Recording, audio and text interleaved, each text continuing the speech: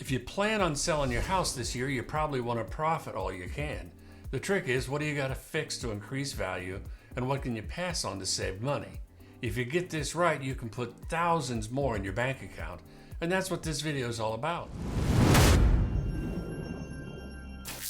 Before we get to the do not fix list, there's two things you're going to want to know about, and that's the change in market, what that means to the list, and the type of buyer that you want. The market's so hot, you're probably going to have a choice. Give me 2 minutes and this will make sense. If you want to go straight to the do not fix list, the chapters are listed below. A changing market changes the rules, and over the last couple of years, there have been mind-boggling changes going on, specifically on home condition and how it relates to sales price. The market was so hot last year that people were buying as-is property at top dollar prices. Predictions are that's not happening quite so much this year. So if you want to make top dollar for your house this year, it needs to be in move-in ready condition. Well, what does that mean? Well, it's different for everybody, but in particular for the two types of buyers that exist. Let me explain. Not all buyers are created equally. When choosing a buyer, the goal, of course, is to come to contract and close the transaction. But it's what happens between contract and closing that's where the nightmares live. Let me explain. There's two types of buyers. The first one is focused on the bottom line. He wants to get the best deal that he can get, and he is constantly in search of reasons to whack away at the price, including normal wear and tear. But mostly after the inspection report, they will wear you out over the little things, ultimately looking to cut the price. That's their goal. And I've seen them walk away from perfectly fine houses. Buyer number two wants a house that is safe, sound, and solid.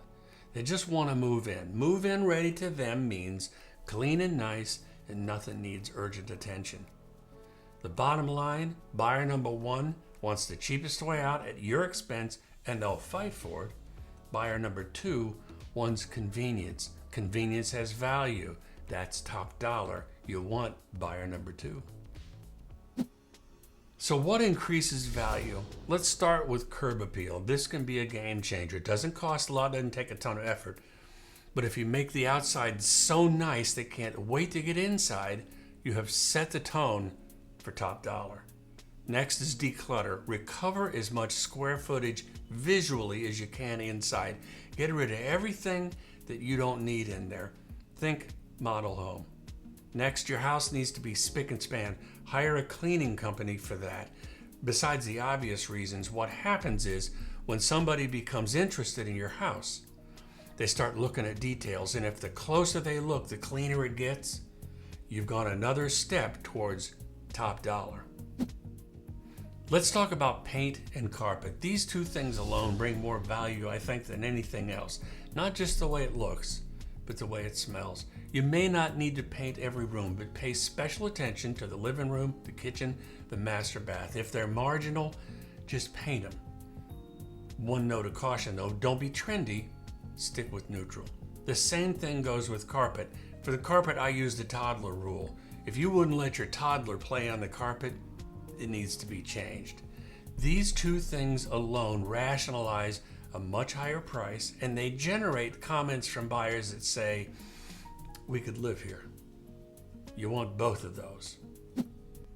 Here's a word of caution, maybe an FYI. When anybody comes into any home, initially they're concerned about three things: the roof, the HVAC, and the water heater. If any of those are near the end of their service life, that could be a showstopper. So here's your do not fix list. And the reason this is important is sometimes people think in order to sell their house, they got to make their house perfect. That's really not the case. And the last item on this list, you can literally save thousands. It is such a great idea. It surprised me, actually. The first one is minor flaws. If there's little cracks and scratches, you don't need to worry about that too much. Say there's a crack in a tile, don't worry about that. Now, if you can DIY that and fix it yourself, go ahead. Otherwise, don't hire out to do that. Just let it go. Minor scratches in wood floors. If there's gouges, that's one thing. But minor scratches, there's a product called Old English Stain that I've seen that work Miracles, really good. Driveway and sidewalk cracks, don't worry about those too much unless there's a tripping hazard. If that happens, it'll come up in the inspection report. They'll kind of force you to fix that anyway. But don't put that on your list of things to do if there's no tripping hazard. If you get building code problems when the inspection comes in, just so you know, you're not obligated to fix that. You don't have to bring a house up to code every single time. So don't worry about that. Don't do a partial room upgrade. There's nothing more awkward, I would say weird, but I mean, there's nothing more awkward than going into a half bath that looks pretty lived in and then there's a brand new pedestal in there.